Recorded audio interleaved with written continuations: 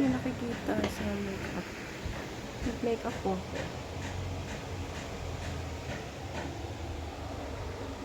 Pero parang hindi nakikita masyado. Ay, ito pa yung flashlight tayo. Sige ng ilaw yan. Nakikita niyo ba? Guys, nakikita niyo ba yung makeup ko? Ayan. Ang puti ng mukha.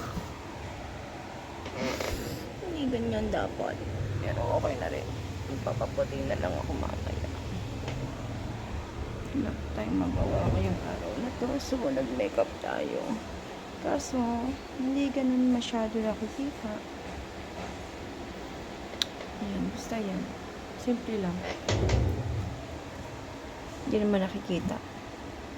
Hindi naman nag-justify ng camera to yung makeup ko. Very simple lang. Sige na, bye-bye.